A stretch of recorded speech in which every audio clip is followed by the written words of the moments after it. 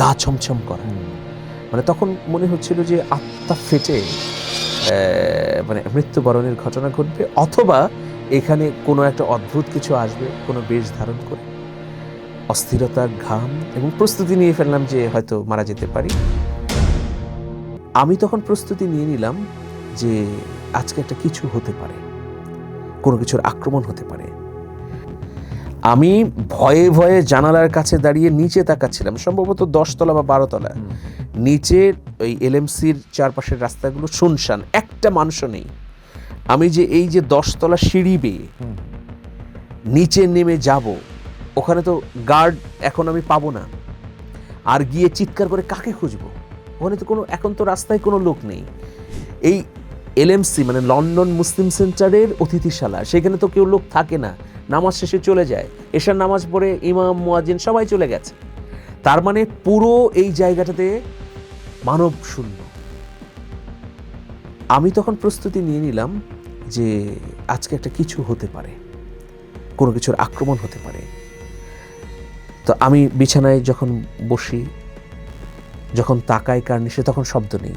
বিছানায় বসলে পানির শব্দ, ওই রান্নাঘর থেকে বাসনকোসন মাজার শব্দ, কোনো রকমের কাঁথা দিয়ে, মানে ওখানে লেপ ছিল, লেপ দিয়ে শরীর জড়ালাম। তারপরে কোনোভাবে স্থির হতে পারছিল, প্রচণ্ড ভয়। যে তখন মনে হচ্ছিল যে এখন কিছু একটা হবে। এর 2 দিন আগে লন্ডনের প্রবাসী বন্ধুরা আমাকে আবার লন্ডনে যে জিনের উৎপাত আছে সেই সম্পর্কে অনেক গল্প শুনিয়েছেন। তারও আগে, কয়েকদিন আগে লন্ডনে একটা জায়গা আছে নাম হাংম্যান হিল, সেইখানে 16 শতাব্দীতে মানুষকে হত্যা করে গাছের মধ্যে ঝুলিয়ে রাখা হতো। আমরা অনেক মাইলের পর মাইল পাড়ি দিয়ে সেই হাংম্যান হিলে গিয়েছিলাম, দেখে আসছি যে যেই গাছগুলো আছে এই গাছগুলোতে আসলে লাশ ঝুলিয়ে রাখা হতো। তো হাংম্যান হিলের একটা জায়গা আছে যে গাড়ি নিউট্রাল করে রাখলে, স্টার্ট বন্ধ রাখলে আপনা আপনি উপরে উঠতে থাকে, জায়গাটা উঁচু, আপনা আপনি উপরে উঠে যায়, স্টার্ট বন্ধ কিন্তু উপরে উঠে যায়। সেইটা দেখে, সেইটা উপলব্ধি করে আমরা কিন্তু দ্রুত স্থান ত্যাগ করেছি ওই জায়গা থেকে ভয়ে। এটা রাতের বেলায় আমরা গিয়েছিলাম। এইরকম একটা পরিপ্রেক্ষিতে এইরকম একটা ভয়ের ঘটনা, গা ছমছম করা। মানে তখন মনে হচ্ছিল যে আত্মা ফেটে মানে মৃত্যুবরণের ঘটনা ঘটবে, অথবা এখানে কোনো একটা অদ্ভুত কিছু আসবে কোনো বেশ ধারণ করে। অস্থিরতা, ঘাম এবং প্রস্তুতি নিয়ে ফেললাম যে হয়তো মারা যেতে পারি। এইভাবে কেটে গেল 1টা থেকে 4টা, 3 ঘন্টা। একজন মানুষ বাঁচে না। এবং ওই সময় আমি জানি যে যেহেতু ফোনেও টাকা নেই, ফোনও করতে পারছি না, আমি হয়তো মৃত্যুবরণ করলে সকালে এসে তারা খোঁজ খবর পেত। মনের না কথাগুলো বলতে পারা, জীবনের স্মৃতিগুলো ধরতে পারা, মনের না কথাগুলো বলতে পারা, জীবনের স্মৃতিগুলো ধরতে পারা, দুঃখ ব্যথা হাসি আনন্দ ভাগ করে নাও অল্প, জীবনের গল্প, জীবনের গল্প, জীবনের গল্প। সুপ্রিয় দর্শক, আসসালামু আলাইকুম ওয়া রাহমাতুল্লাহি ওয়া বারাকাতুহু। যে যেখান থেকে যুক্ত হয়ে দেখছেন, রব বাংলাদেশ নিবেদিত জীবনের গল্প কো স্পন্সর হিসেবে রয়েছে মালাভিজ। আপনাদের এই সুন্দর আয়োজনে আমি ওবায়দুল্লাহ তারেক স্বাগত জানাচ্ছি। ইতিমধ্যেই জীবনের গল্প শোনাতে আসছেন বাংলাদেশের প্রথিতযশা বিভিন্ন শ্রেণী পেশার মানুষগুলো। আজকে আমাদের মাঝে এসেছেন আমাদের সকলের পরিচিত মুখ।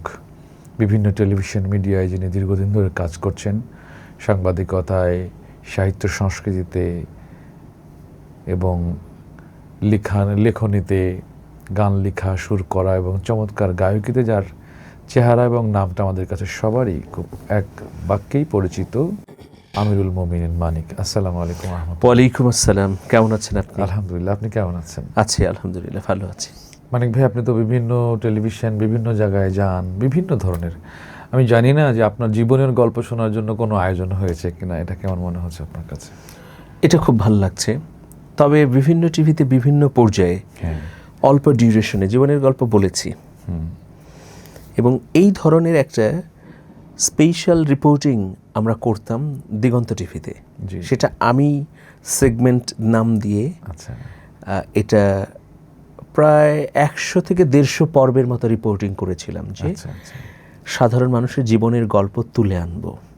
তো জীবনটা যে আসলে কত যাতনাময়, কত ঘাত প্রতিঘাতের মধ্য দিয়ে উঠে আসতে হয় একজন মানুষকে, তখন আমি ওই রিপোর্টিংয়ের কাজ করতে গিয়ে বুঝেছিলাম, মানে উপলব্ধিতে আরও কড়া নেড়েছিল। আজকে আপনার স্টুডিওতে এলাম, এই নামটা দেখে ওই স্মৃতিগুলো আমার মনে পড়ছে। আমি টঙ্গীতে গেলাম জি, একটা টং দোকানদারের কাছে। সেই দোকানদার দেখলাম যে পা দুটো কাটা। তো আমি থেকে জিজ্ঞেস করলাম যে কি হয়েছে আপনার? বলল যে আগে তো ছোটোখাটো শ্রমিকের কাজ করতাম, তো একদিন এই রেল লাইন পার হতে গিয়ে ট্রেনে অ্যাক্সিডেন্ট করে পা কেটে ফেলেছি, মানে দুটো পা তার নেই হাঁটুর নিচ থেকে। তো আমি বললাম যে দোকান কেমন চলে? বললো যে দোকানটা খুব ভালো চলে না, এই ছোট্ট দোকান, এটা 4-5 হাজার টাকা সংগ্রহ করে এটা করেছি। ওই লোকটার সাথে একটা ছোট্ট মেয়ে, তার বয়স 6 থেকে 7 বছর হবে। তো কথা বলতে বলতে, মানে ভেতরের গল্পগুলো যেহেতু জানতে চাচ্ছিলাম, কথা বলতে বলতে বলল যে দেখেন দোকানটা খুব ভালো চলে না, আমার যেহেতু দুটো পা নেই, আমিও স্বাভাবিকভাবে কোনো কাজ করতে পারি না। তো গত 3 মাস ধরে আমি ভালো কিছু খেতে পারি না। আমার মেয়েটা বলছে যে একটু গোশত দিয়ে ভাত খাবে, কিন্তু আমি গত 3 মাস ধরে চেষ্টা করেও তাকে গোশত কিনে দিতে পারিনি। তো এই কথা বলার পরে আমি একজন টেলিভিশন সাংবাদিক হলেও নিজের কি আবেগ ধরে রাখা যায়? কতটা কঠোর, আমি নিজেই সইতে পারছি না, তাই না? কতটা বেদনাদায়ক অনুভূতি। একদিন বৃদ্ধাশ্রমে গেলাম, গিয়ে দেখলাম অনেক বাবা মা মিরপুরে। তো একজন বাবা অনেক কাঁদলো, বললো যে আমি জীবনে বৃদ্ধাশ্রমে আসবো এরকম কল্পনাও করতে পারিনি। আমার একটা মেয়ে ছিল, আমার কোটি কোটি টাকা ছিল, সম্পদ, ফ্ল্যাট, ব্যাংক ব্যালেন্স, আরও সম্পদ। মেয়েটাকে বিয়ে দেবার পরে মেয়েটা তার স্বামীর সঙ্গে যোগসাজশ করে সব কিছু নিয়ে নিয়েছে এবং আমাকে বৃদ্ধাশ্রমে দিয়ে গেছে। তো আমার একটু অবাক লাগলো, সাধারণত ছেলেরা এই ধরনের ঘটনা করে, মেয়েরা করে না। তো উনি বলল যে না, আমার মেয়ে আমার সঙ্গে বিশ্বাসঘাতকতা করেছে। তো এই সাবজেক্টের উপর, এই বিষয়ের উপর যখন এই রিপোর্টিংটা, এই প্যাকেজটা যখন টিভিতে প্রচার হলো, 2-3 দিন পরে আমাকে একজন তরুণী ফোন করলেন। ফোন করে বললেন যে ভাইয়া, যার সাক্ষাৎকার প্রচার করেছেন বৃদ্ধাশ্রমে, উনি তো আমার বাবা। তো উনি আমার সঙ্গে দেখা করতে চান, ওই তরুণী। তারপর আমি টেলিভিশন স্টেশনে আসতে বললাম, আসলো। তো বলল যে ভাইয়া, আমি বাবার সঙ্গে একটা অন্যায্য, খুব নিপীড়নমূলক আচরণ করেছি, মানে খুব খারাপ কাজ করেছি, বাবাকে তাড়িয়ে দিয়েছি, বা আমরা ইচ্ছে করে বাবাকে বৃদ্ধাশ্রমে দিয়ে আসছি। বাবার কোটি কোটি টাকা সম্পদ ছিল, সেগুলো আমরাই নিয়ে নিয়েছি, আমরাই সেগুলো ব্যয় করছি, কিন্তু এখন বাবাকে আনতে চাই, আপনাকে মধ্যস্থতা করতে হবে। তো আমি বললাম যে আমার সাথে তো গভীর সম্পর্কটা, আমি রিপোর্টিংয়ের জন্য গিয়েছি, তার সাক্ষাৎকার নিয়েছি, এতটুকুই। বলল যে না, আপনি পারবেন। তারপরে ওই বাবার কাছে গেলাম এই মেয়েকে নিয়ে। তো এই মেয়ে বলল যে বাবা আমার সামনে আসবে না বা কথা বলবে না। তো আমি বললাম যে পাশের রুমে আপনি বসেন, আমি কথা বলি। তো ওই বৃদ্ধাশ্রমে থাকা বাবার সঙ্গে যখন কথা বললাম, তখন নানা কথা বলে একটা পর্যায়ে বললাম যে আজকে আপনার জন্য একটা সারপ্রাইজ দিতে চাই, আপনার মেয়ে এসেছে, এবং শুধু এসেছে তা না, আপনাকে নিয়ে যাবে। তো উনি তখন এত ক্ষুব্ধ হয়ে গেলেন, উনি বললেন যে আপনি এই রুম থেকে বেরিয়ে যান আমার এখান থেকে, যে আমি এখানে বিষ পান করে মৃত্যুবরণ করব, তবু আমি মেয়ের সঙ্গে দেখা করব না, তাকে আমি আমার মুখ দেখাবো না, যে আমার সঙ্গে এত বড় প্রতারণা করেছে। পরে ওই ব্যক্তিকে আর বৃদ্ধাশ্রম থেকে আমরা ফেরাতে পারিনি। তো আসলে জীবন কত রকম, কত ধরনের। আপনার এই জীবনের গল্পে এসে আবার সেগুলো মনে পড়লো। আমি তো সেটাই ভাবছি যে মানিক ভাই, আপনি তো আলহামদুলিল্লাহ যে বিভিন্ন স্টেশনে, টেলিভিশনগুলোতে কাজ করেছেন, এক্সপিরিয়েন্স অনেক বড়, এবং আপনি যে দুটো জিনিসের রেফারেন্স দিলেন, আমি এখানে বসে শিহরিত হচ্ছি। তার আপনি তো প্র্যাকটিক্যাল দেখেছেন, আপনার অনুভূতিটা অন্যরকম। যাই হোক, আমরা আরও কথা শুনবো। আমি শুরুতেই আসি যে আপনার কয় ভাই বোন আপনারা, দেশের বাড়ি কোথায়? আমার বাড়ি জামালপুর জেলার মেলান্দহ। আমরা 2 ভাই, বোন নেই, আমি ছোট, বড় ভাই আছেন। যদি প্রশ্ন করি, বোনের শূন্যতাটা কিভাবে ফিল করেন বা ফিল হয় কিনা? বোনের শূন্যতাটা খুব বেশি ফিল করিনি, কারণ হচ্ছে ছোটবেলা থেকে পড়াশোনায় এত ব্যস্ত ছিলাম। বাবা মা দুজনেই চাকরি করতেন, সকালবেলায় তারা চলে যেতেন, সন্ধ্যায় ফিরতেন। আমরা স্কুল থেকে ফিরে বিকেলবেলায় বা সন্ধ্যাবেলায় আমাদের বাড়ির সামনে যে উন্মুক্ত ক্ষেত ছিল, মাঠ, সেখানে বসে রেডিও শুনতাম। এভাবে সারাটা দিন কেটে যেত। সন্ধ্যায় যখন বাবা মা আসতো তখন রাতের খাবার খেয়ে পড়াশোনা করে ঘুমিয়ে পড়তাম, আবার সেই স্কুল। অধিকাংশ সময় এভাবে কেটেছে। গ্রামে বড় হলেও গ্রামের সাধারণ মানুষের সঙ্গে খুব একটা মিশিনি, মানে নিজের মধ্যে একটা জগৎ তৈরি হয়ে গিয়েছিল গ্রামকে ঘিরে, গ্রামের মানুষকে ঘিরে না। ফলে বাস্তব কথাই যে বনের শূন্যতা খুব একটা ফিল করিনি। এবং ছোটোবেলায় মা ছাড়া নারীদের সঙ্গে, মানে সাধারণভাবে কি হয়, কাজিনদের সঙ্গে মেলামেশা হয়, পরিচয় হয়, আড্ডা হয়, কথাবার্তা হয়, সেই ধরনের সুযোগও কম হয়েছে। ফলে বড় হয়ে মায়ের যে তার মেয়ের শূন্যতা, সেটা বুঝেছি যে মায়ের যদি একটা মেয়ে থাকতো তাহলে হয়তো অনেক কিছু পূর্ণ হতো, কিন্তু নিজের মধ্যে শূন্যতা কমই তৈরি হয়েছে। আপনার যেই সাহিত্য রস, আপনার যেই মানে গানের বা বাণীগুলো যা দেখি, তাতে একটু মনে হয় যে একটু ফিতা নিতে পারলে, একটু চুরি নিতে পারলে, একটু ছোট বোনকে দিতে পারলে। যদিও আমি আমার গানে লিখেছি যে চিঠি লেখে ছোট বোন টেলিফোন করে, অসুখটা যাচ্ছে মায়ের বেড়ে। হ্যাঁ, মানে ফিলটা করি আর কি। তো আপনার সেই ফিলিংসটা হয় কি না? না না, এরপরে তো আসলে নানা ঘাত প্রতিঘাতের মধ্যে দিয়ে বেড়ে ওঠা, তো পরিণত বয়সে এসে সেই দিকে ভাবারও সময় হয়নি বা ওই বিষয়টা ওইভাবে ফিল করিনি। ওকে, পড়াশোনা করেছেন? পড়াশোনা তো করেছি গ্রামের স্কুল, কলেজ, জেলা সদরের কলেজ, গ্রামের স্কুল, আর রাজশাহী ইউনিভার্সিটিতে। জি। আমি বাংলায় অনার্স মাস্টার্স করেছি। তো এই পড়াশোনার কথা যেহেতু বললেন, আমি ক্লাস 1 থেকে ক্লাস 5 পর্যন্ত ক্লাসে রোল নাম্বার 1 আমার ছিল। জি। আমি যখনই ক্লাস 6-এ উঠলাম, 6-এ উঠলে তো আসলে ওটা ভর্তির রোল, 7 থেকে রোল হয় আমাদের সময়ের কথা বলছি, আপনার নিশ্চয়ই মনে আছে যে স্কুলে কেমন হতো। 7 থেকে রোল নাম্বার 2 শুরু হলো, আর রোল নাম্বার 1 করতে পারছিলাম না। আমার সামনে যে ছিল সে অনেক মেধাবী, তার স্মরণশক্তি প্রখর, তাকে কোনোভাবেই টপকাতে পারি না, আবার আমাকেও টপকাতে পারে না। আমি ক্লাসে 2 তো ক্লাস 10-এ উঠে প্রি টেস্ট পরীক্ষায় আমি 3 হয়ে গেলাম। তো আমার এটা খুবই কষ্ট দিল যে আমি তো 1 হতে পারলাম না, রোল নাম্বার আমার 2 থেকে 3 হয়ে গেল, পিছিয়ে গেলাম।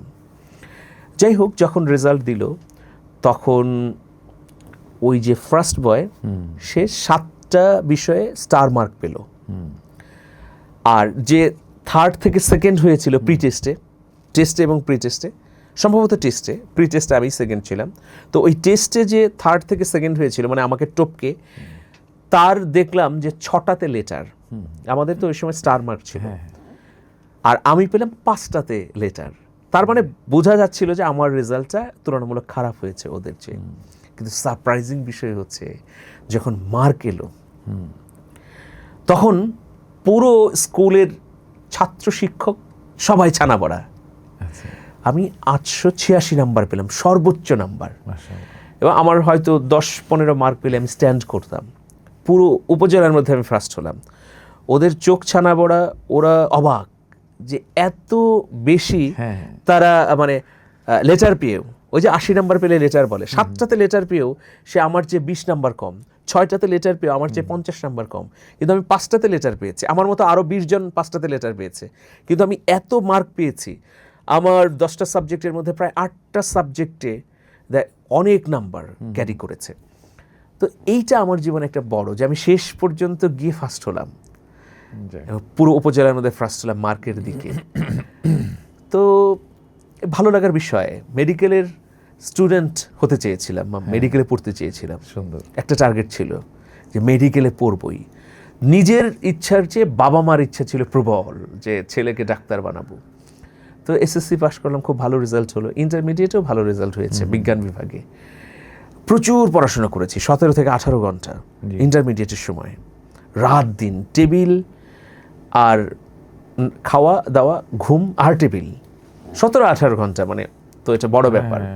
কিন্তু চান্স হলো না যখন মেডিকেলে পরীক্ষা দিলাম। এরপরে একটা ইউনিভার্সিটিতেই পরীক্ষা দিলাম, আমি ঢাকা ইউনিভার্সিটিতে পরীক্ষা দিইনি। একটা ইউনিভার্সিটি দিয়েছেন? একটা ইউনিভার্সিটিতে পরীক্ষা দিয়েছি, রাজশাহী ইউনিভার্সিটি। তখন মনে হলো যে আমি আর সায়েন্সে পড়বো না, আমার যে জায়গা, ছোটোবেলায় থেকেই তো সাহিত্য চর্চা করতাম, আমার যে জায়গা সেই জায়গাতেই আমি থাকবো, বাংলা ভর্তি হব। বাংলাতে ভর্তি পরীক্ষা দিলাম, বাংলা হয়ে গেল, আমি ভর্তিও হয়ে গেলাম। তো ভর্তি হয়ে যখন বাসায় ফিরে আসলাম, বাবা মা ভীষণ ক্ষুব্ধ যে বাংলা পড়তে হবে কেন? আচ্ছা কবিতা লেখো, গান গাও, সেটা তো আলাদা বিষয়, সেটা করো, কিন্তু তার মানে বাংলা পড়ে আসলে কি হওয়া যাবে? বড় জোর একটা টিচার, এর বেশি কিছু না। তো আমরা তো অনেক বড় স্বপ্ন দেখেছিলাম। তো ওই সময়ে বাবাকে যখন কেউ জিজ্ঞেস করতো যে আপনার ছেলে রাজশাহী ইউনিভার্সিটিতে ভর্তি হয়েছে, কোন সাবজেক্টে, বাবা তখন নিজের অপমান বোধকে ঢাকার জন্য বলতো যে লিটারেচার।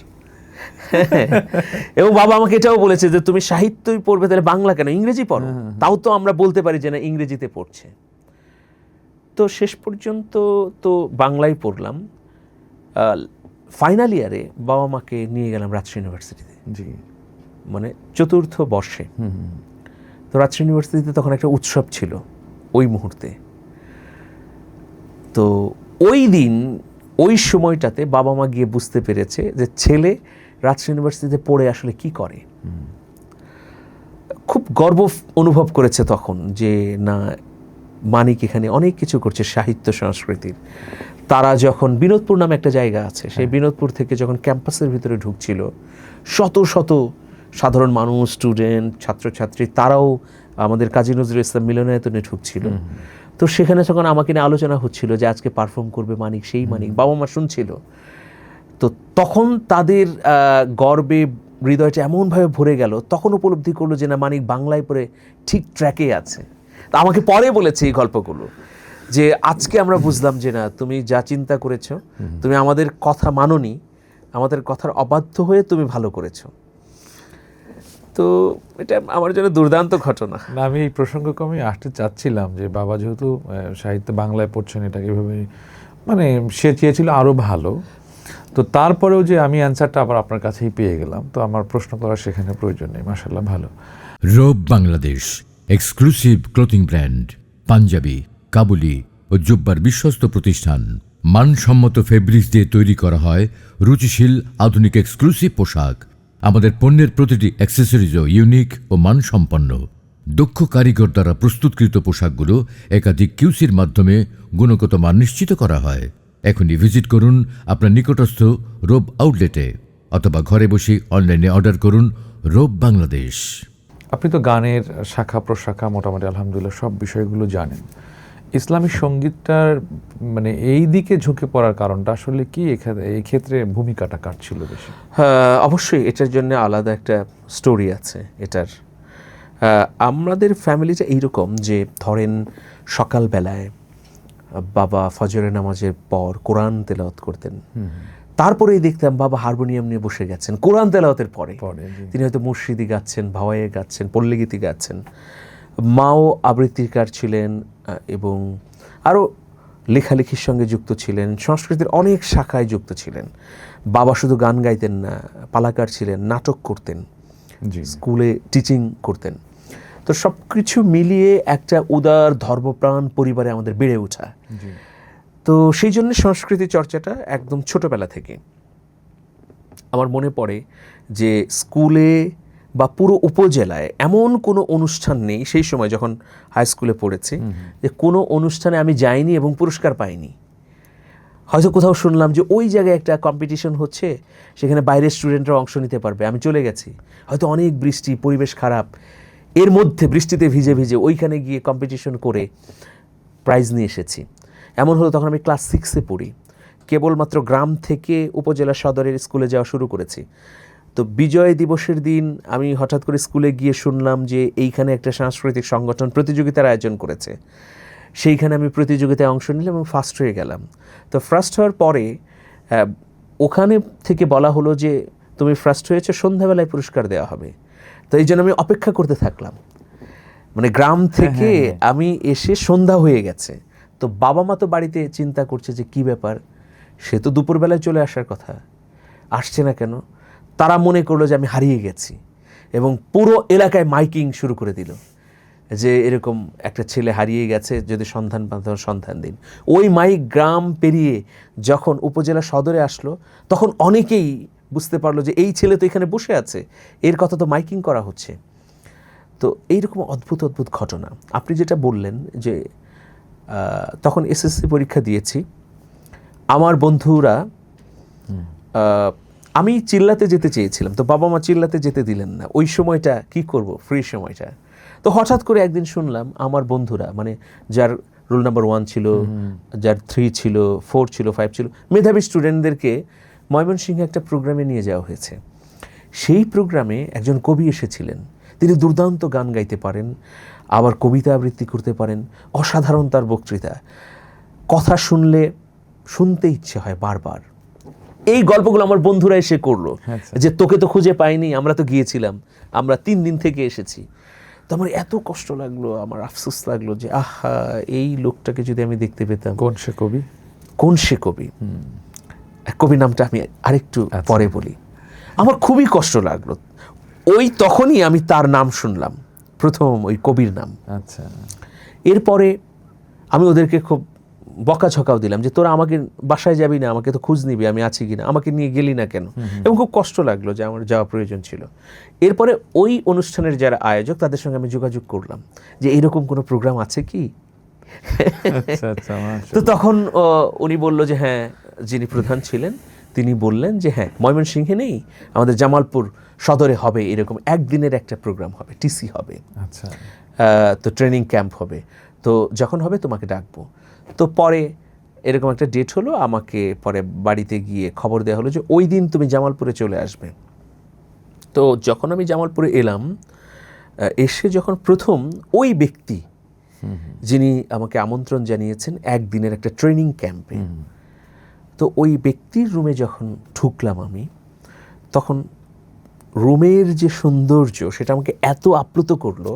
রুমে ঢোকার সঙ্গে সঙ্গে আমি শুনছিলাম, তোমার সৃষ্টি যদি হয় এত সুন্দর, না জানি তাহলে তুমি কত সুন্দর, কত সুন্দর। গান বাজছিল। ওই যে কবি এসেছিলেন ময়মনসিংহে, তার কণ্ঠে, যিনি আমাকে তার রুমে নিয়ে এলেন, তিনি বললেন যে তুমি যে কবির দেখা করার জন্য আগ্রহী, তার গান কিন্তু এইটা, সকণ্ঠে গাইছেন। আর চতুর্দিকে সুন্দর করে সাজানো বই, অধিকাংশ বই কিশোর কণ্ঠের বিভিন্ন সংখ্যা, কিশোর কণ্ঠ। তো আমাকে দুর্দান্তভাবে আপ্লুত করলো। তো ওই যিনি আমাকে এই দাওয়াত দিয়ে নিয়ে এলেন একদিনের একটা অনুষ্ঠানে, তার নাম হারুনুর রশিদ। হারুন ভাইয়ের প্রতি আমি কৃতজ্ঞতা জানাচ্ছি।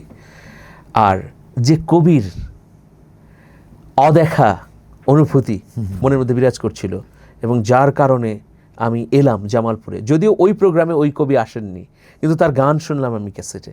তিনি হচ্ছেন কবি মতিউর রহমান মল্লিক। তো এইভাবেই ইসলামী সংস্কৃতির সঙ্গে পরিচয় হয়। আমি প্রথম গান লিখি 2001 সালে। পথ চলতে চলতে পথে একদিন শেষ হবে চলা, যেতে হবে গহীন কবরেতে মন, যেতে হবে গহীন কবরেতে। পথ চলতে চলতে পথে একদিন শেষ হবে চলা, যেতে হবে গহীন কবরেতে মন, যেতে হবে গহীন কবরেতে। সেদিন তো কেউ সাথী হবে না আমার সাথে, কথা কবে না। যেতে হবে একা একা শূন্য মাটির ঘরে রে, শূন্য মাটির ঘরে। পথ চলতে চলতে পথে একদিন শেষ হবে চলা, যেতে হবে গহীন কবরেতে মন, যেতে হবে গহীন কবরেতে। এটা হচ্ছে আমার প্রথম লেখা সুর করা ইসলামী গান, এবং প্রথম ইসলামিক মঞ্চে গাওয়া আমার। আমি এই গানটা রাজশাহী ইউনিভার্সিটিতে গাইলাম প্রথম মঞ্চে, বাজিমাত হয়ে গেল। ওখানে উপস্থিত যারা ছিলেন সবার মধ্যে পরিচিত হয়ে গেলাম। তো অদ্ভুত অদ্ভুত, মানে আপনি তো, আমি নিজেই তো স্মৃতিগুলো মানে ফিল করছি, অনুধাবন করতে পারছি যাক, না মৌলিক চেতনাটা আপনার মানে বেসিক যেটা মূল চেতনাটা আপনি ধারণ করে চলছেন। আমি আমি আমি হয়তো ভেবেছিলাম যে একটা জায়গা থেকে হয়তো টার্ন অফ করে এটাকে আপনি ধরেছেন, কিন্তু না, আলহামদুলিল্লাহ যে মূল খুঁটিটা আপনার কাছে সবসময়ের জন্য শক্তভাবেই রয়েছে। ইসলামী সঙ্গীত বা সঙ্গীত নেমে যাই বলি, আপনার যে লেভেলটা সেখান থেকে আন্তর্জাতিক লেভেলের ব্যক্তিদের সাথে কাজ করা, যারা সঙ্গীতজ্ঞ, এদের সাথে সুযোগ হয়েছে নিশ্চয়ই। হ্যাঁ, অবশ্যই। আমি তো কাজ করেছি নচিকেতা চক্রবর্তী, ভারতের পশ্চিমবঙ্গের বিখ্যাত একজন জীবনমুখী গায়ক। উস্তাদ রাহাত ফতে আলী খান, পাকিস্তানের প্রখ্যাত কণ্ঠশিল্পী, তার সঙ্গে কাজ করা হয়নি, গান নিয়ে অনেক বিষয়ে আলাপ আলোচনা হয়েছে।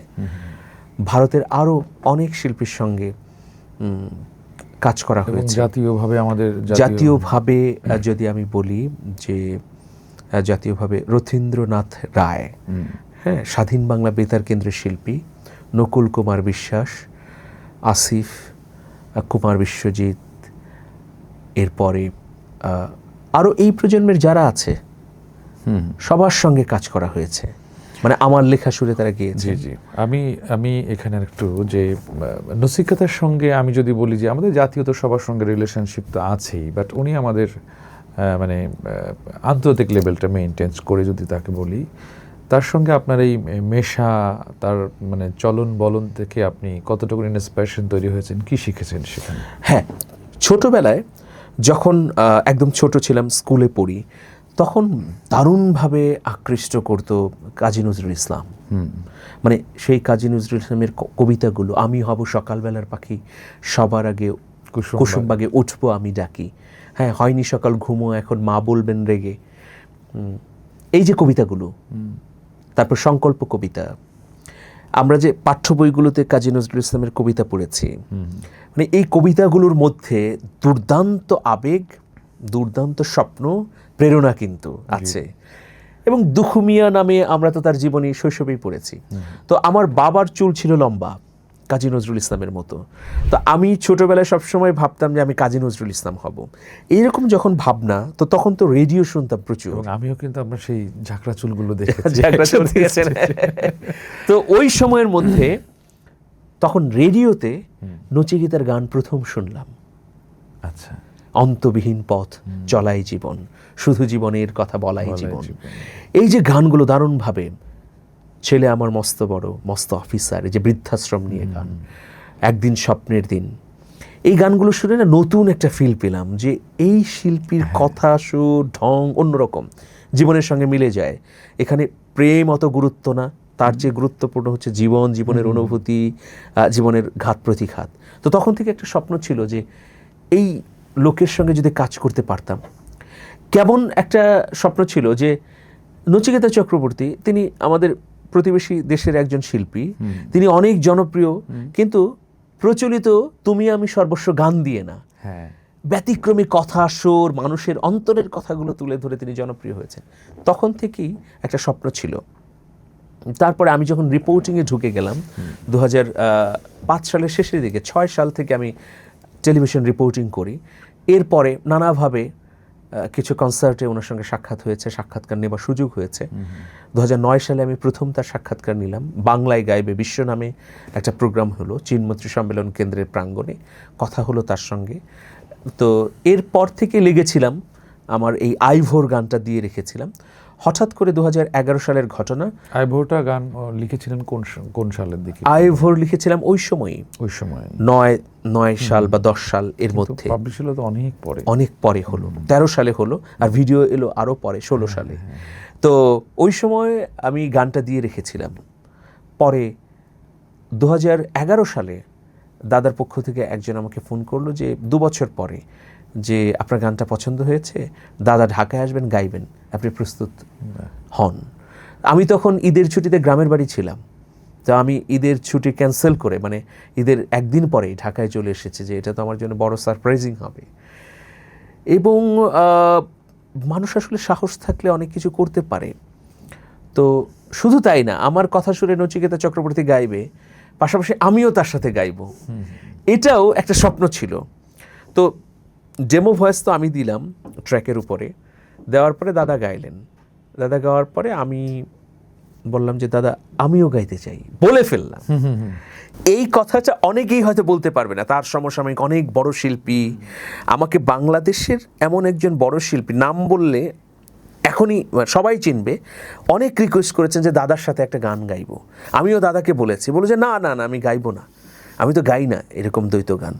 তো তখন আমি ওই স্টুডিওতে বসে দাদাকে বললাম যে দাদা আমি কি গাইতে পারি না, আমি দু একটা লাইন যদি সাথে থাকি। তখন উনি বলে যে গাও, দেখি তুমি গাও, যাও। তো আমি যখন ভয়েস দিলাম বলে যে না ঠিক আছে গাইতে পারো, গাও। শুধু তাই না, এই যে উনি প্রশ্রয় পেয়ে গেলাম সাহসিকতার কারণে। যখন ভিডিও হয় এই গানটার, ভিডিও হয়েছে সাভার গলফ ক্লাবে, তখন দাদার সঙ্গে দাঁড়িয়ে ভিডিও করলাম। এটা একটা মানে অসংকোচ প্রকাশের দুরন্ত সাহস বলা যায়। আমি যদি এই সাহসটুকু না করতাম, নিজের আড়মোড়া ভেঙে না বলতাম, তাহলে এই অর্জনটুকু আমার হতো না। এবং দেখুন ওই সময়টা কিন্তু ভয়াবহ একটা অন্ধকার সময়। 9 সালে 1/11 শেষ হয়ে নির্বাচন হলো, সেই নির্বাচনটা গ্রহণযোগ্য স্বচ্ছ অতটা হয়নি, তারপরে পরিস্থিতি তৈরি হলো, সবই আমরা জানি। সেই রকম সময়ের মধ্যে দাঁড়িয়ে বলছে যে আয় ভোর, তোর জন্য এই স্বপ্ন দেখা, তোকে পেলেই পাবো মুক্তির রেখা। হ্যাঁ, তো তো এই যে কথাগুলো বলা, তারপরে আন্তর্জাতিক একজন শিল্পীকে পাশে রেখে, তো ফলে কথাগুলো আরও সর্বজনীন হয়ে ওঠে। হ্যাঁ, তো আমার সবসময় চিন্তাই ছিল যেন মানুষের হৃদয়ে একটা নতুন সকালের স্বপ্নকে বুনে দিতে পারি এই গানের মধ্য দিয়ে। এবং অদ্ভুত ব্যাপার, আমি রাজশাহী ইউনিভার্সিটিতে গিয়েছি প্রায় 19 বছর পরে, মানে স্টেজ প্রোগ্রাম করতে। 24 নভেম্বরে গিয়েছি, 19 বছর পরে স্টেজ প্রোগ্রাম করতে। মানে এটা তো আমার ক্যাম্পাস, কিন্তু 2005-এর পরে আমি ক্যাম্পাসে কোনো প্রোগ্রাম করিনি আর। আমারও ব্যস্ততা ছিল বা পরিবেশ অনুকূলে ছিল না আমার জন্যে। আমি যখন চারুকলায় গেলাম, চারুকলার স্টুডেন্টরা তখন আমাকে দেখে, ছাত্রছাত্রীরা আইভোর গান গাইছে আমাকে দেখে, মানে আমার সঙ্গে তাদের এই মোলাকাত বা পরিচয়, তো পূর্ব পরিচয় নেই।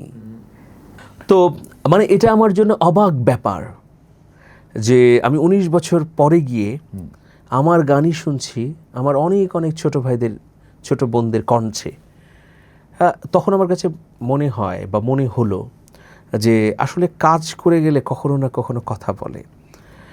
আপনি যেহেতু চারণ শিল্পী, সারা বাংলাদেশের প্রত্যন্ত অঞ্চলে ঘুরে বেড়ান, দেশে বিদেশে আপনি সফর করেন নিজেই, আপনার প্রতিভার কারণেই মানুষ আপনাকে সমাদর করে, আপনিও এগুলো দেখেন। অদ্ভুত যখন লাগে যে আমি কোথাও যাচ্ছি, আমার গানটা কানে বাজছে বা পাশেই কেউ শুনছে। ইদানিংকালে যেটা হয় যে আমাকে অনেক লোক এরকম ভিডিও পাঠায় যে এই চেঞ্জ টিভিতে আমার পর্যালোচনা দেখছে, একজন বৃদ্ধ মা অথবা একজন কৃষক মোবাইলে দেখছে, বাস যাত্রী, এগুলো আমাকে দেয় যে দেখেন আপনার প্রোগ্রাম দেখছে। তো এগুলো খুব ভাল লাগে, কিন্তু অনেক সময় আসলে খারাপও লাগে যে বাংলাদেশের মানুষ বা আমরা যারা বাঙালি মুসলমান, তাদের হৃদয় অনেক ক্ষেত্রে চিকেন হার্টের মতো, পুঁটি মাছের আত্মা।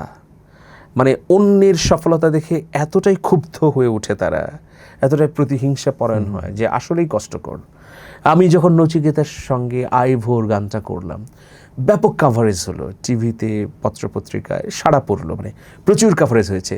একটা নতুন ছেলে, সে নচিকেতা চক্রবর্তীর মতো এত কিংবদন্তি একজন শিল্পীর সঙ্গে গান করেছে, এটা তো একটা বিষয়। বাংলাদেশ থেকে কিছু লোক, এরকম সংকীর্ণ আত্মার ফ্যাসিবাদী কিছু লোক নচিকেতাকে ফোন দিলেন যে এই মানিকের সঙ্গে আপনি গান করলেন, সে তো একটা সন্ত্রাসী মৌলবাদী, সে তো সন্ত্রাসী গ্রুপের সঙ্গে যুক্ত, মৌলবাদের সঙ্গে যুক্ত। তো নচিদা যখন এলেন তখন আমাকে বললেন যে তোমার সম্পর্কে তো এরকম অভিযোগ করেছে। আমি বললাম যে আপনাকে কি সরাসরি বলেছে?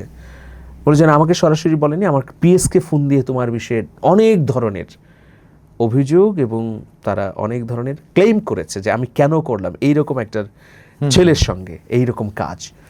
তো আমি তখন খানিকটা কৌশলী ভূমিকা নিয়ে নচিদাকে বললাম যে আপনি কি বললেন? তখন নচিদা বললেন যে যে ছেলে আইভোর গান করতে পারে, নতুন সকালের স্বপ্ন দেখতে পারে, সে কি কোনো এইরকম সন্ত্রাসী বা কোনো সমাজবিরোধী কাজের সঙ্গে যুক্ত হতে পারে? আমি ওদেরকে ইচ্ছামতো শাসিয়ে দিয়েছি, আমার পিএসকে বলেছে যে জীবনে আর যেন তারা আমাকে ফোন না করে, মানিকের ব্যাপারে অভিযোগ না করে। তো মনে হয় যে সততা থাকলে মানুষের জীবনে এই ধরনের প্রেরণা পাওয়া যায়। জি জি। Robe Bangladesh exclusive clothing brand, panjabi, kabuli ও জুব্বার বিশ্বস্ত প্রতিষ্ঠান। মানসম্মত ফেব্রিক্স দিয়ে তৈরি করা হয় রুচিশীল আধুনিক এক্সক্লুসিভ পোশাক। আমাদের পণ্যের প্রতিটি অ্যাক্সেসরিজও ইউনিক ও মানসম্পন্ন। দক্ষ কারিগর দ্বারা প্রস্তুতকৃত পোশাকগুলো একাধিক কিউসির মাধ্যমে গুণগত মান নিশ্চিত করা হয়। এখনই ভিজিট করুন আপনার নিকটস্থ রোব আউটলেটে অথবা ঘরে বসে অনলাইনে অর্ডার করুন রোব বাংলাদেশ। আমি যদি এখানে আপনার সঙ্গীত তো আমরা জানি যে আপনার ফার্স্ট স্টেশন বৈশাখী টেলিভিশন। হ্যাঁ, বৈশাখী টেলিভিশন। এটা সূত্রটা কিভাবে হয়েছিল? হ্যাঁ, বৈশাখী টেলিভিশনে যাওয়ার একটা দুর্দান্ত চমৎকার গল্প। সেটা হচ্ছে 2005 সাল চীন মৈত্রী সম্মেলন কেন্দ্রে অনুষ্ঠানে আমি গাইলাম মাঝে 10 মাস 10 দিন গর্ভে ধরিয়া। সেখানে বাংলাদেশের তারকা খচিত ব্যক্তিত্বরা উপস্থিত ছিলেন। সেখানে প্রসঙ্গক্রমেই ছিলেন তৎকালীন গৃহায়ন ও গণপূর্ত মন্ত্রী মির্জা আব্বাস। তো গানটা শুনে স্টেজের অনেকে কাঁদছিলেন এবং সেখানে বিশ্ববরেণ্য মুফাসসিরে কোরআন মাওলানা দেলোয়ার হোসেন সাইদি সাহেবও ছিলেন। তিনিও কেঁদেছিলেন, সম্ভবত কোনো গানে এই প্রথম তিনি কেঁদেছিলেন। যাই হোক, সেখানে মির্জা আব্বাস সাহেব ছিলেন, ব্যারিস্টার মইনুল হোসেন ছিলেন, ইত্তেফাকের সম্পাদক যিনি ছিলেন, তোফাজ্জল হোসেন মানিক মিয়ার ছেলে। তখন আপনি মানে পড়াশোনা বা কোন লেভেল? আমি ইউনিভার্সিটি শেষ করেছি, মানে আচ্ছা আচ্ছা, ফাইনাল পরীক্ষা দিয়ে দিয়েছি।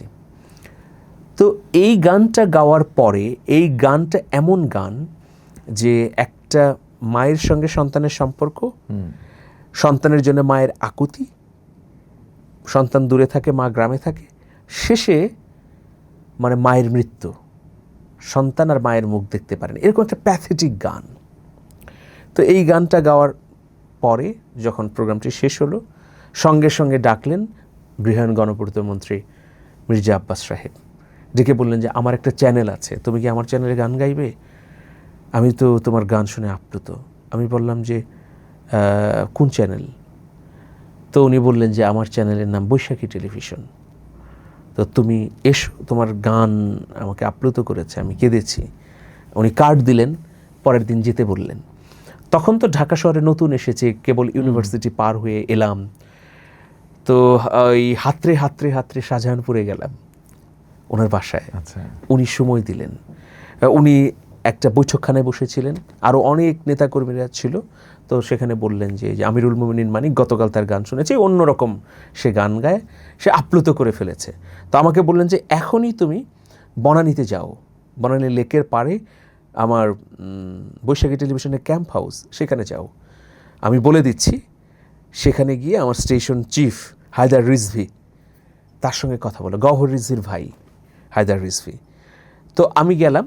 আমি গিয়ে যখন উপস্থিত হলাম, হায়দার রিজভি সাহেবের সঙ্গে যখন দেখা করলাম, তখনই সাথে সাথে মির্জা আব্বাস সাহেবের ফোনটি এলো যে আমি একটা লোককে পাঠিয়েছি, মিস্টার হায়দার সাহেব, সেই ছেলেটি কিন্তু বাংলাদেশের বিখ্যাত একজন শিল্পী, তার অনেক চমৎকার গান আছে, মানে বড় করে প্রশংসা করলো, আমি জানা তা। তো যেহেতু চ্যানেল মালিক ফোন করেছে চ্যানেলের প্রধান নির্বাহী কর্মকর্তাকে, তো তার মধ্যে ব্যস্ততা বেড়ে গেল। বুঝে, আরে আমার চেয়ারম্যান স্যার এত উচ্চ প্রশংসা আপনার করেছে, আপনি বসুন, আপনি কি গান করেন, কয়টা গান করবেন, কিভাবে করবেন, আমাকে বলল। তো আমি বললাম যে এরকম ঘটনা, একটা মায়ের গান শুনে তিনি আমাকে ডেকেছেন। তো বললো যে ঠিক আছে, শুধু একটা গান হলে তো হবে না, এখানে তো মিনিমাম 10টা গান আপনি আমাদেরকে দেন।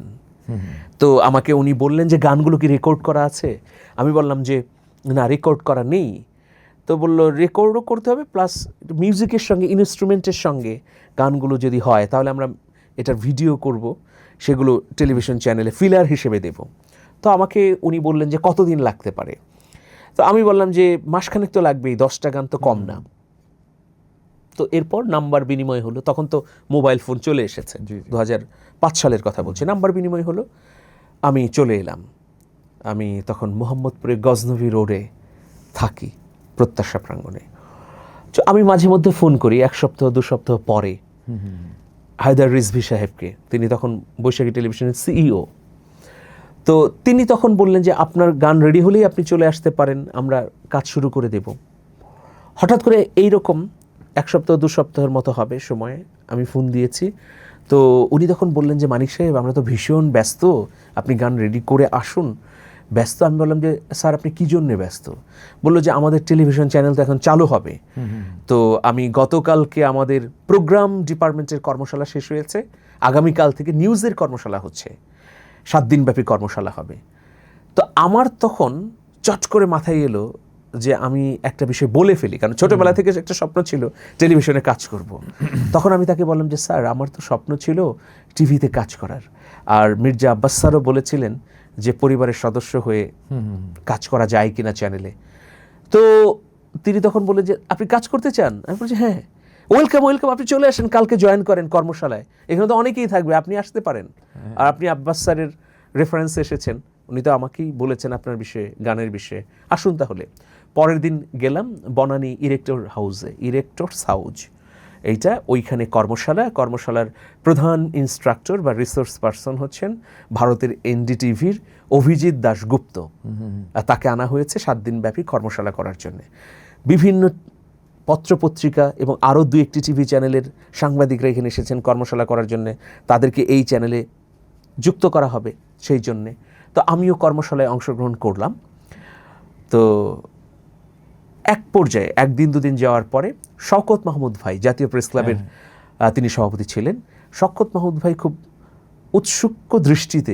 উৎসুক নিয়ে আগ্রহ নিয়ে আমাকে জিজ্ঞেস করলেন যে তুমি কিভাবে এলে, কোন রেফারেন্সে, তুমি কি আব্বাস ভাইয়ের কিছু আত্মীয় স্বজন? আমি বললাম যে না। তো তাহলে কিভাবে এলে, তুমি কি পার্টি করো, ছাত্রদল করতে? আমি বললাম যে না, তাও না। তো বলছে তাহলে, কারণ কর্মশালার মধ্যে তো তুমি ইন করে গেলে। তো আমি বললাম যে না, আমি একটা গান গিয়েছিলাম, সেই গানের সুবাদে আসলে এসেছি। তো তারপর বললো যে ঠিক আছে কর্মশালা করো। তো কর্মশালা শেষ হলো, কিন্তু পরীক্ষা হলো, একটা লিখিত পরীক্ষা এবং হচ্ছে প্র্যাকটিক্যাল। তো এর মধ্যে একটু জানিয়ে রাখি, আমি কৃতজ্ঞ আবুল কাশেম মিঠুন ভাইয়ের প্রতি। আমি ওই সময়ে তো ক্যামেরার অত কিছু জানি না, long shot, close shot, ট্রিল up, pan, হ্যাঁ, জুম ইন, হ্যাঁ, ওভার দ্য শোল্ডার শট। আমি এই কর্মশালা চলাকালীন একদিন আবুল কাশেম মিঠুন ভাইয়ের কাছে গেলাম, গিয়ে শর্ট ডিভিশনগুলো জানলাম। তো এত খুশি হলেন তিনি, বললেন যে আমার কাছে তো তরুণরা আসে না, তারা তো শেখার আগ্রহ নেই তাদের মধ্যে। তো উনি একদম ছবি এঁকে আমাকে বলেন এটা ক্লোজ, এটা মিড, এটা লং, দেখো তুমি একটা ওয়াইড শট এইভাবে নিতে পারবা, এরিয়াল শট এটাকে বলে, হাতে কলমে প্রায় ঘণ্টাখানেকের মতো তিনি প্রশিক্ষণ দিলেন। তো যাই হোক, 7 দিন পরে যে লিখিত পরীক্ষা হলো, এটা আল্লাহর ব্লেসিং, লিখিত পরীক্ষা আমি ফার্স্ট হলাম। এবং যে প্র্যাকটিক্যাল হলো, সেই প্র্যাকটিক্যালটা কি, টেলিভিশন চ্যানেলের রিপোর্টাররা তার রিপোর্টিংয়ের শেষে একটা কথা বলে, ভয়েস দেয় ক্যামেরার সামনে এসে মাইক্রোফোন নিয়ে, এটাকে বলে পিস টু ক্যামেরা বা পিটিসি দিতে হবে। সবাই ক্রাউড করবে, চিৎকার করবে, চেঁচামেচি করবে, কিন্তু কোনো ফার্মলিং করা যাবে না, ছেদ ফেলা যাবে না। কেউ সেটা পারলো না, আমি পারলাম। ওরা প্রচুর ক্রাউডিং করছে, এই মানিক তোকে ঢিল মারবে, এই হই হল্লোর, হ্যাঁ, এর মধ্যে আপনাকে আপনার কাজটা করে ফেলতে হবে। তো একদম নিখুঁতভাবে হয়ে গেল পিটিসিটা, আর ওইখানে ফ্রাস্ট হয়ে গেলাম। তো পরের দিনই আমাকে বৈশাখী থেকে কল করলো যে আপনি তো ফার্স্ট হয়েছেন, সবাইকে ডিঙিয়ে, এটা কাকতালীয় ব্যাপার, অভিজ্ঞ অনেক জার্নালিস্ট ছিল। তো তারপরে আমাকে অ্যাপয়েন্টমেন্ট দিয়ে দিল 2006-এর জানুয়ারিতেই স্টাফ রিপোর্টার হিসেবে। আমার 12,000 টাকা বেতন। আমি সংস্কৃতি কেন্দ্রে ঢুকেছিলাম 6,000-এ, তো এখানে 12,000 হলো। তারপর আমি কাজ শুরু করলাম, গানের বিষয়টা খানিকটা চাপা পড়ে গেল, আমি যুক্ত হয়ে জয়েন করে ফেললাম। হঠাৎ করে 6 মাস পরে আমার সঙ্গে জনাব মির্জা আব্বাস মহোদয়ের আর কোনো সাক্ষাৎ নেই, যোগাযোগও নেই। 6 মাস পরে আমাকে একটা নিউজ কভার করতে দিয়েছে বৈশাখী টিভি থেকে। তো একটা প্রোগ্রামে গিয়েছি, ওখানে প্রধান অতিথি হচ্ছেন মির্জা আব্বাস সাহেব। তো তখন আমি চুল কেটে ফেলেছি। আমার সঙ্গে তার যখন দেখা হয়েছে তখন আমার চুল ছিল লম্বা, কিন্তু আমি যেহেতু রিপোর্টিংয়ে জয়েন করে ফেলেছি, আমি তো তখন চুল কেটে একটা সুবোধ বাবুর মতো হয়ে গেছি, রিপোর্টিং করতে হচ্ছে। তো উনি আমাকে দেখে তাকিয়ে আছেন এইভাবে। তো এই তুমি সেই ছেলে না আমিরুল মোমিনিন, তুমি গান গেয়েছিলে না? আমি আসলাম তখন, সালাম, তুমি কি বৈশাখী টিভিতে জয়েন করেছো? আমি বলছি হ্যাঁ স্যার জয়েন করেছি। আরে কি বলো, আমি তো আসলে খোঁজ খবর রাখতে পারি না, কবে জয়েন করলে? তখন আমি বললাম যে এখানে ট্রেনিং হয়েছিল, ট্রেনিংয়ে অংশগ্রহণ করে আমি জয়েন করেছি। বলে যে বাহ, খুব ফাইন, আমাকে পিঠ চাপড়ে দিল যে কাজ করো, তোমাকে দিয়ে হবে। তো এইটা একটা অসাধারণ অনুভূতির ব্যাপার যে গান গেয়ে একজন বিখ্যাত উদ্যোক্তার সাহচর্য পেয়ে একটা টিভি চ্যানেলে কাজ করার সুযোগ তৈরি হওয়া। এবং এখানে সুযোগ তৈরি হওয়ার পরেই যে ওখানেই থেমে যাওয়া না, আপনি কিন্তু ব্যাকুলতার সাথে আবার এই রিলেটেড যেই ব্যক্তিগুলো স্পেশালিস্ট তাদের সঙ্গে গিয়ে নিজে নিজে নক করে জানার আগ্রহ এবং সেখানে স্বীকৃতি দিয়ে ফার্স্ট হওয়া, দেন হ্যাঁ ঢোকা, মানে এমন না যে লিঙ্ক করে দেওয়াতে আপনি ওখানে না হয়ে গেল। আমি এই জন্য পূর্ণাঙ্গ ঘটনাটা বললাম। এরপরে যখন রিপোর্টিংয়ে যুক্ত হলাম, তো রিপোর্টিংয়ে আসার সঙ্গে তো জটিলতা মনে হলো। ঢাকা শহর, কত জটিল জটিল বিষয়, কিভাবে রিপোর্টিং করব, টিকতে পারবো কিনা। তখন আমি প্রত্যাশা প্রাঙ্গণ ছেড়েও দিলাম। প্রত্যাশা প্রাঙ্গণে এতদিনের পুরনো বন্ধু বান্ধব, শুভাকাঙ্ক্ষী সবার সঙ্গে একটা ছেদ তৈরি হলো। তখন আমার সামনে একটা চ্যালেঞ্জ দাঁড়িয়ে গেল যে আমাকে এখানে টিকতে হবে, আমাকে এইখানে টিকতে হবে। তো আমি তখন রাত দিন পরিশ্রম করতে শুরু করলাম। আমার মনে আছে 6 মাসের মধ্যে আমি একটা জায়গা তৈরি করে ফেললাম বিশিষ্টজনদের মধ্যে, বিশিষ্ট রাজনীতিক, আইনজীবী, সমাজের আরও বিভিন্ন সেক্টরে বিখ্যাত মানুষদের সঙ্গে একটা সম্পর্ক তৈরি হয়ে গেল। আমার রিপোর্টিং দেখে তারা খুশি হচ্ছেন, ভাল লাগছে। তো এরপরে একদিন মির্জা আব্বাস সাহেব আসলেন। এসে একটা মিটিংয়ের মধ্যে তিনি বলে ফেললেন যে মানিককে তো আমি নিয়ে এসেছি, এই মানিক সবার চেয়ে ভালো কাজ করছে, তোমরা তো করতে পারছো না, সে আমার লোক, সে আমার তৈরি সাংবাদিক। তো এটা অর্জন। কতগুলি স্টেশনে কাজ করেছেন? আমি তো 5টা স্টেশনে কাজ করেছি সর্বশেষ মিলিয়ে। তো যেহেতু কথা বললেন, আমি আরও 2-1টা অভিজ্ঞতার কথা বলি। মানে বাংলাদেশের বড় মানুষদের সঙ্গে অনেকের সঙ্গে মেশা হয়েছে, কিন্তু এই সময়ের প্রাসঙ্গিক এরকম একজন ব্যক্তি, তার সঙ্গে আমার একটা অসাধারণ স্মৃতি আছে। তো বিএনপি চেয়ারপারসন, সাবেক প্রধানমন্ত্রী বেগম খালেদা জিয়া। আমি কথাটা বলতে চাচ্ছিলাম যে এই ধরেন মন্ত্রী লেভেলে গেছে, এর উপরের লেভেলটা ছিল কিনা। যাই হোক, হ্যাঁ সুন্দর। তো আমি 3বার বেগম খালেদা জিয়ার সঙ্গে সাক্ষাতের সুযোগ পেয়েছিলাম। একবার হচ্ছে প্রখ্যাত সাংবাদিক শফিক রেহমানের সঙ্গে, তার একটা সংগঠন আছে জি9 সম্ভবত, আমি নামটা মনে নেই, এই সংগঠন হয়ে। আরেকবার দিগন্ত টিভি বন্ধ হওয়ার পরে। আর আরেকবার সুযোগ হয়েছিল আমি যখন ঢাকা সাংবাদিক ইউনিয়নের নির্বাচিত কার্যনির্বাহী সদস্য মনোনীত হই। ওই সময়েরই একটা ঘটনা যে ওই নির্বাচন হওয়ার পরে নির্বাচিত প্রতিনিধিরা বেগম খালেদা জিয়ার সঙ্গে সাক্ষাৎ করতে গিয়েছিলেন। এটা হচ্ছে 2010 সালের ঘটনা। জি। তো সেখানে আরও 10-12 জন সাংবাদিক ছিলেন। সাধারণভাবে মানে সবাই তো তার নিজের কথা বলে যে আমি এই করেছি দলের জন্যে বা আপনার জন্য, এটার জন্যে। কিন্তু আমি চিন্তা করলাম যে আমি তো ওনার জন্য কিছু করিনি, এই কথাগুলো বলা ঠিক হবে না, ফেক হবে। আমি বললাম সামগ্রিক পরিস্থিতি নিয়ে। তখন তারেক রহমান সাহেবকে বিদেশে পাঠিয়ে দেওয়া হয়েছে, তাকে বিধ্বস্ত করে ফেলা হয়েছে শারীরিকভাবে, তিনি আক্রান্ত, অসুস্থ, তার বিরুদ্ধে প্রচুর অপপ্রচার হচ্ছে। নতুন একটি সরকার এসেছে, মানে কিছুদিন আগেই প্রধানমন্ত্রী ছিলেন বেগম খালেদা জিয়া। এইরকম একটা পরিস্থিতিতে আমরা তার সঙ্গে দেখা করছি। আমি তখন সামগ্রিক পরিস্থিতি তুলে ধরলাম যে আপনি দীর্ঘ সময় রাষ্ট্রের দায়িত্ব পালন করেছেন, কিন্তু বুদ্ধিবৃত্তিকভাবে একদল তরুণরা যে আপনার পাশে এখন নেই, বুদ্ধিবৃত্তিক কতটা সংকট চলছে বিএনপিতে, সেই বিষয়টা আমি তুলে ধরলাম। তো আমি ওই বক্তব্যটাই শুরু করেছিলাম প্রেসিডেন্ট জিয়াউর রহমানকে নিয়ে। আল মাহমুদের একটা গল্প আছে, গল্পর নাম হচ্ছে তৃষিত জলধি। এটা এমন একটা গল্প যে আল মাহমুদ প্রেসিডেন্ট জিয়াউর রহমানের সঙ্গে সমুদ্র সফরে গিয়েছেন। প্রেসিডেন্ট জিয়াউর রহমান প্রতি বছর স্ট্যান্ড করা স্টুডেন্টদের নিয়ে বঙ্গোপসাগর সফরে যেতেন। 7 দিনব্যাপী প্রোগ্রাম হতো। সেই প্রোগ্রামটার নাম ছিল হিজবুল বাহার।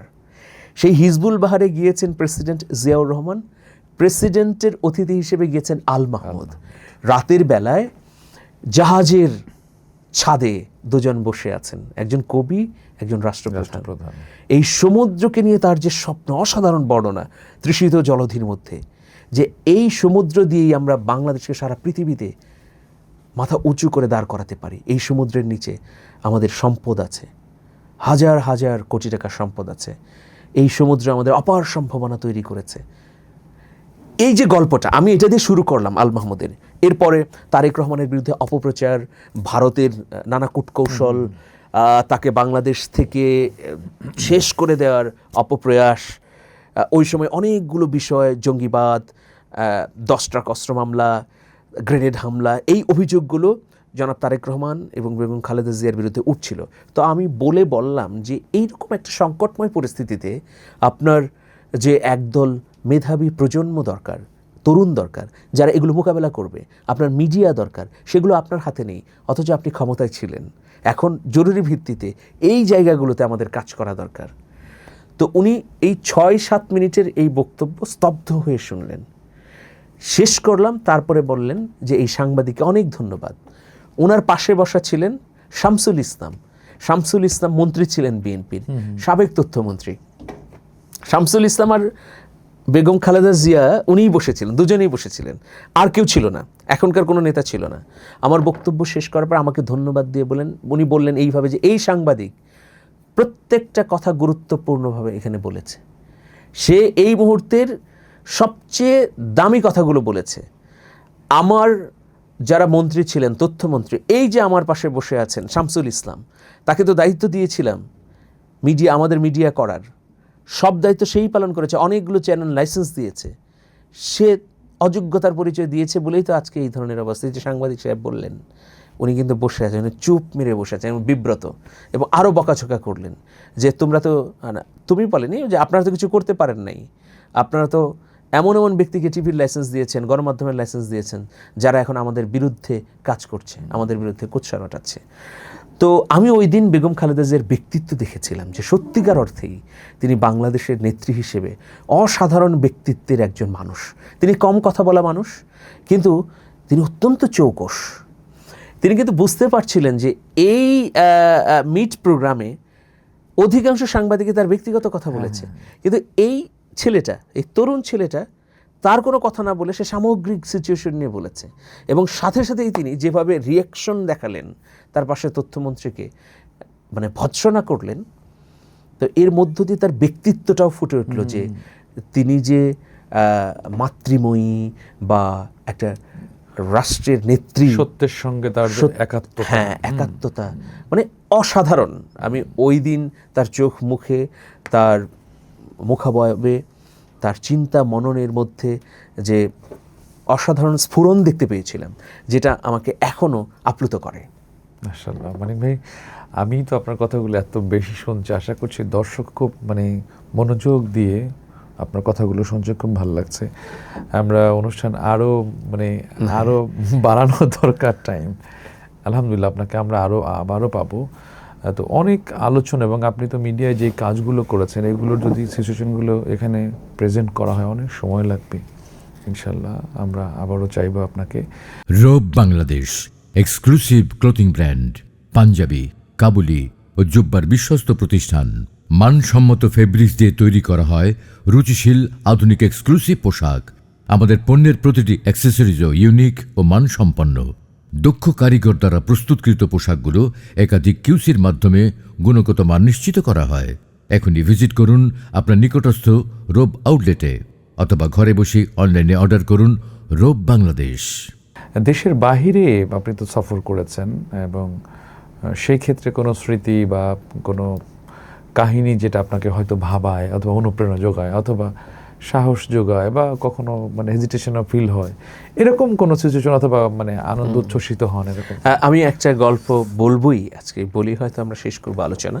2005 সালের ঘটনা, জুন মাস। তখন আমি রাজশাহী ইউনিভার্সিটিতে ফাইনাল পরীক্ষা দেব এর আগে, তো লন্ডন সফরে গেলাম। শ্রদ্ধেয় সাইফুল্লাহ মানসুর ভাই ছিলেন সেই সফরে, আমি গিয়েছিলাম, সুযোগ পেয়েছিলাম। লন্ডনের মেসেজ কালচারাল গ্রুপ আমন্ত্রণ জানিয়েছিল। তো সেই অনুষ্ঠানে যাওয়ার পর স্বাভাবিকভাবেই শ্রদ্ধেয় সাইফুল্লাহ মানসুর ভাইয়ের আত্মীয় স্বজন অনেক আছেন লন্ডনে, তিনি সেই সব আত্মীয় স্বজনের বাসায় উঠেছেন, আর আমাকে জায়গা করে দেওয়া হলো, আমার অতিথিশালা নির্ধারিত হলো LMC, লন্ডন মুসলিম সেন্টার, সেইখানে। আমি প্রায় 1 মাসের মতো ছিলাম লন্ডন, বার্মিংহাম এবং ওল্ডহ্যাম, এই কটি জায়গায় প্রোগ্রাম করেছি। 6-7টি প্রোগ্রাম হয়েছে। তো যাই হোক, লন্ডন মুসলিম সেন্টারে তখন আমার জায়গা দেওয়া হলো। তো একদিনের ঘটনা, আমার যে রুমটা দেওয়া হয়েছে, যে ফ্ল্যাটটা, তার আশেপাশে আরও 2-1টি ফ্ল্যাট আছে, আরও রুম আছে আর কি, স্বাভাবিকভাবে যদি বলি। তো আব্দুল হালিম ভাই নামে একজন থাকতেন, জি, তিনি আমার পাশের রুমে থাকতেন। তো ওই দিন কাকতালীয়ভাবে দেখলাম যে আব্দুল হালিম ভাই নেই। আবার 2 রুম পরে আরেকজন থাকতেন, তিনিও নেই। তো আমি এটাকে স্বাভাবিকভাবে নিলাম, প্রতিদিনই তো থাকি, ওনাদেরও দেখা পাই। পুরো রুমটাতে আমি একাই, আমার সঙ্গে আর কেউ নেই। জি। তো কাকতালীয়ভাবে দেখলাম যে 2 জন নেই। রাত বাড়তে শুরু করলো। আমি স্বাভাবিকভাবেই যে ঘুমিয়ে পড়ব, কিছুক্ষণ প্র্যাকটিস করলাম গানের। এরপর আমি সর্বশেষ ওয়াশরুমে গেলাম। জি। ওয়াশরুমে গিয়ে ফ্রেশ হয়ে এখন ঘুমোতে যাব। হঠাৎ করেই দেখছি যে পানি পড়ার শব্দ, কল থেকে পানি পড়ছে। তো আমি মনে করলাম যে হয়তো আমি ভুল করেছি। তো এরপরে গিয়ে কলটা বন্ধ করলাম, শক্তভাবে বন্ধ করলাম এবং দেখলাম যে পানি পড়ে কি না। দেখছি যে না, পানি পড়ছে না। এটা 12:30টার দিকের ঘটনা। দরজাটা লাগালাম, এরপর আমি বিছানায় বসলাম। 2-3 মিনিটের মধ্যেই আবার শব্দ শুরু হলো, পানি। তো এইটা মানে প্রচণ্ড ভয় তৈরি করলো এবং আমি চিন্তা করলাম কি, অন্য রুমের কিনা। তখন আমি একটু কান পাতলাম যে না, এখান থেকেই পানি পড়ছে। তো আমি একটু সাহস করে তখন দ্বিতীয়বারের মতো খুললাম দরজা। খুলে দেখি যে না, স্বাভাবিক, পানি পড়ছে না। ও, তখন পানির শব্দ নেই? তখন পানির শব্দ নেই, খোলার পরে আর পানির শব্দ নেই। হ্যাঁ। তো আমি আবার দরজাটা বন্ধ করলাম, শব্দ নেই। আমি একটু পাশে, তখন আমি জানি না হালিম ভাই এবং অন্য ভাই আছে কিনা। তা আমি একটু ছমছম শুরু করলো গা, যে কি ব্যাপার, পানির শব্দ, আবার ভেতরে দেখি যে নাই। তো ওই পাশের রুমে গিয়ে নক করলাম, দেখি যে উনি নেই, দরজা লক। আরেকজন ভাই থাকতেন যিনি একটু 2-3 রুমের পাশে, সেখানেও গিয়ে দেখি যে তিনিও নাই, তাদের রাতের ডিউটি পড়েছে, চলে গেছে সম্ভবত। যখন ওই রুমগুলো হয়ে ফিরে এসে আবার বিছানায় বসলাম, দেখি পানির শব্দ পড়ছে। তো তখন তো মানে প্রচণ্ড ঘামতে থাকলাম সে, যে কী হচ্ছে। এবং শুধু তাই না, জানালায় কার্নিশে খচখচ, মানে আমি যখন তাকাচ্ছি তখন হচ্ছে না, যখনই আবার অন্যদিকে তাকাচ্ছি তখন ওই জায়গায় শব্দটা, অন্য সাইডগুলো থেকে শব্দ হচ্ছে। এর শুধু তাই না, অদ্ভুত ব্যাপার, আমি একটু নেমে রান্নাঘর, কিচেন রুমে গেলাম, যেটাকে ঠিকঠাক আছে। কিন্তু যখন বের হলাম, ওইদিকে পানির শব্দ, ওইদিকে খচখচ।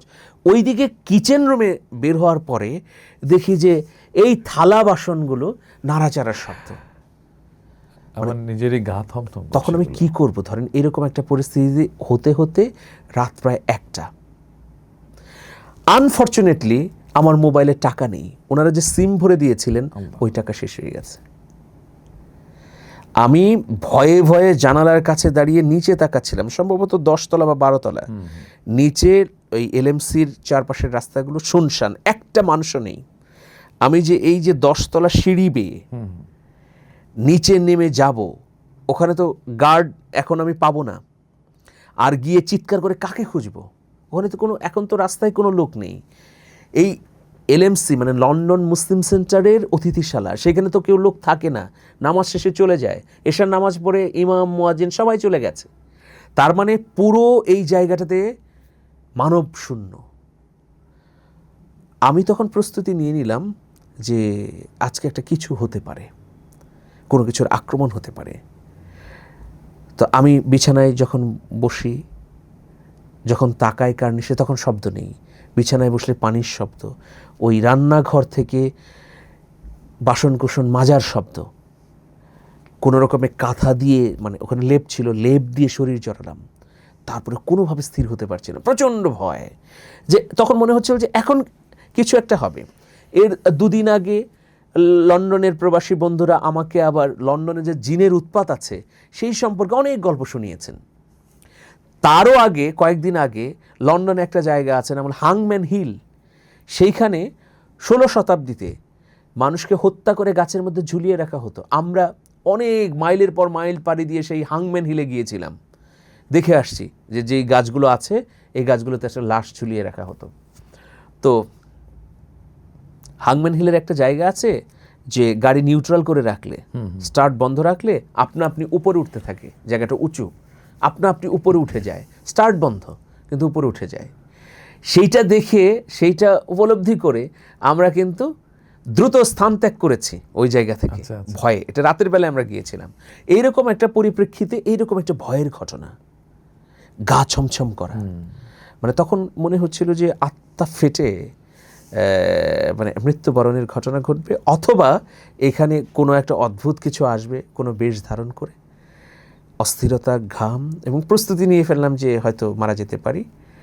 এইভাবে এইভাবে কেটে গেল 1টা থেকে 4টা, 3 ঘন্টা। একজন মানুষ বাঁচে না। বাঁচে না এত এবং অস্থিরতার ভেতরে। ওই সময় আমি জানি যে যেহেতু ফোনেও টাকা নেই, ফোনও করতে পারছি না, আমি হয়তো মৃত্যুবরণ করলে সকালে এসে তারা খোঁজ খবর পেত। 4টার সময় এভাবে 3টা ঘন্টা পার করলাম। খালি তখন বাবার স্মৃতি মনে পড়ছিল, মায়ের স্মৃতি, সেই বাংলাদেশের কথা মনে পড়ছিল, ভাইদের কথা, বন্ধু বান্ধবের কথা, আর মনে হচ্ছিল যে শেষ আজকে বিদেশের মাটিতে এসে আমার মানে প্রাণ চলে যাচ্ছে। 4টা যখন বাজে আজান হলো ফজরের, তখন এই শব্দগুলো আস্তে আস্তে থেমে গেল। আমি যখন আবার জানালার সামনে দাঁড়ালাম আজান হওয়ার সঙ্গে সঙ্গে, তখন দেখছি যে টুপি পরে 2-1 লোক মসজিদের দিকে আসছে। তখন সাহস পেলাম, আমি সাথে সাথে মসজিদে নেমে গেলাম, গিয়ে দেখলাম কিছু লোকজন মুসল্লি এসেছে। তো আমি এই ঘটনা ভুলবো না। পরে যখন 9টার দিকে ভাইয়েরা আসলেন, যারা উদ্যোক্তা, আয়োজক, প্রতিদিনই তো আসেন সকালবেলায়, আসলেন, খুলে বলার পরে তারা খুবই আফসোস করলেন যে আমরা কেন আপনাকে একা রেখে গেলাম, বা একবার ফোনও করা দরকার ছিল রাতের বেলায় যে আপনি কেমন আছেন। তো ওনারা বললেন যে যে কোনো দুর্ঘটনা ঘটে যেতে পারতো। এরকম ঘটনা অনেক হয়েছে যে একা রুমে ছিল, তারপর সকালে এসে দেখেছে যে লাশ পড়ে আছে, রক্তাক্ত শরীর। অথবা লন্ডনের রাস্তায় এরকমও দেখা যায় তাদের অভিজ্ঞতায় যে ড্রাইভিং সিটের মধ্যে মুখ থুবড়ে পড়ে আছে, সে হয়তো এরকম দুষ্টু জিনের দ্বারা আক্রান্ত হয়েছে। তো ভয়াবহ অভিজ্ঞতা। এই অভিজ্ঞতার কথা আমার এখনও মনে পড়ে। আমি স্মরণ করছি মুহিব রাহমানি ভাইকে, তিনি এখনও লন্ডনে থাকেন, চমৎকার মানুষ। তো তিনি শুনে আমাকে খুব বেদনার্ত হয়েছিলেন, খুব, যে না আসলে আমরা ভুল করেছি, একা রাখা ঠিক হয়নি। এবং পরের দিন থেকেই আমাকে অন্য বাসায় রাখা হলো আরেকজনের সঙ্গে। তো আসলে জীবনের বাঁকে বাঁকে কত ঘটনা। আপনার এই ঘটনা থেকে তো আমিও নতুন করে আজকে থেকে যে অনেকগুলো দেশ তো যাওয়া হলো, এরপরেও ভাবছি যে না আমাকেও তো আলাদাও রেখেছে অনেক জায়গায়, এরকম সিচুয়েশন হয়নি। তবে এরপর থেকে এই কাজটা করব যে ভাই একা থাকা যাবে না, এবং সিমে টাকা পয়সা এগুলো ভরে রাখতে হবে, রাখা জরুরি। কতগুলো দেশ ভ্রমণ করেছে? খুব বেশি দেশ ভ্রমণ করিনি, 5 থেকে 6টা, জি, 6টা দেশ ভ্রমণ করেছি। 5ই আগস্টের আগে আমি অসংখ্যবার ভারতে গিয়েছি, মানে ত্রিপুরায় গিয়েছি, তখন রাজ্য সরকারের আমন্ত্রণে এই গানের জন্যে। এরপরে আমি গিয়েছি আসামেও গিয়েছি, শিলচরে, ভারতের পশ্চিমবঙ্গে অনেকবার গিয়েছি বিভিন্ন জায়গায় প্রোগ্রামে। তো এইটা যেমন একটা, আপনার সঙ্গে আমার দেখা হয়েছে, একসাথে অনুষ্ঠান করেছি। অবশ্যই আপনিও সেই অনুষ্ঠানের অতিথি ছিলেন, আমিও ছিলাম। এরপরে মালয়েশিয়াতে প্রোগ্রাম করেছি, সৌদি আরবে করেছি, লন্ডনে করেছি। আর আরেকটা আমার জাপানে প্রোগ্রাম ছিল, জাপানে 3বার ইনভাইটেশন এসেছিল কিন্তু জাপানের ভিসা হয়নি। আমেরিকায় 3বার ইনভাইটেশন এসেছিল, 10 সাল থেকে 13 সাল, কিন্তু আমার ভিসা হয়নি। আমরা 3 বছর ওরা ইনভাইটেশন দিচ্ছে। আচ্ছা, আমি 3বার দাঁড়ানোর পরেও ভিসা হয়নি। তো আমেরিকার এই ভিসা না হওয়ার পর আমার মনের মধ্যে খুব স্টাক করলো যে আমি আর দাঁড়াবই না, আমি কোথাও যাবই না। আমেরিকা তো যাবই না, অন্যান্য রাষ্ট্রেও যাব না, বাংলাদেশেই আমি দাঁড়াবো, আমার দরকার নেই বিদেশ। একটা অভিমান জমা পড়লো। জাপানে সবার হলো, মানে আরও শিল্পীরা গিয়েছিল, সবার হলো, আমার হলো না, অথচ ওরা খুব করে চেয়েছিল। তো মানে ওই বিদেশ ভাগ্য হয়তো ভালো না। তো আলহামদুলিল্লাহ বাংলাদেশে হ্যাপি আছি এবং বাংলাদেশ ছেড়ে কোথাও যেতে চাই না। আমারও এখন বাইরে যাওয়ার খুব আগ্রহ নাই। আমেরিকারও 2 বছর ধরে ইনভাইটেশন দিচ্ছে, সেটা একটা আগ্রহের জায়গা ছিল, বাট আমার এখন আর বাইরে করে না, যেতেও মন চায় না। মানিক ভাই, আমি তো এখন আপনার কাছে যে বিষয়টা একটু ছোট করে জানতে চাইবো সেটি হলো যে আলহামদুলিল্লাহ আপনি যেই বিষয়গুলো নিয়ে স্বপ্ন দেখেছেন সেই বিষয়ে নিজে পদক্ষেপ নিয়েছেন, সাহস করে এগিয়েছেন, আল্লাহ সফলতা দিয়েছে। তো আপনার এই জীবনের এক্সপেরিয়েন্স থেকে তরুণ প্রজন্ম যারা এখন আছে বা আমাদের দর্শক যারা রয়েছে তাদের জন্য আপনার মানে বক্তব্যটা কি? টার্গেটকে নির্ধারণ করার ক্ষেত্রে আসলে কি করণীয় উচিত, কিভাবে কি করে এগিয়ে যাওয়া উচিত, বা তাদের উদ্দেশ্যে আপনার কিছু বলার থাকলে বলবেন।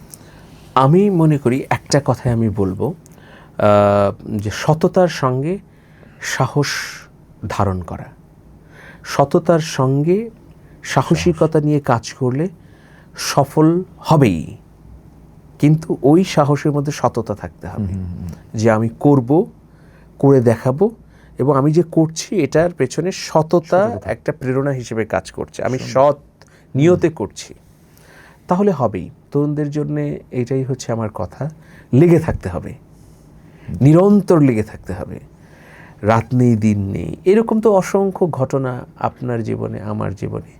চেঞ্জ টিভি করতে গিয়ে দেখেছি যে এটাতে আমি লেগেছিলাম, মানে রাত নেই দিন নেই, আর কত যে এটার প্রতিবন্ধকতা এসেছে বিভিন্ন জায়গায় এটাকে ছেড়ে দেবার জন্যে।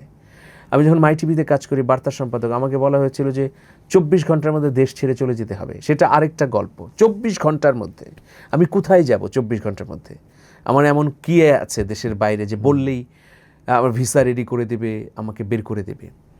তো জীবনের বাঁকে বাঁকে তো অনেক ঘটনা থাকে।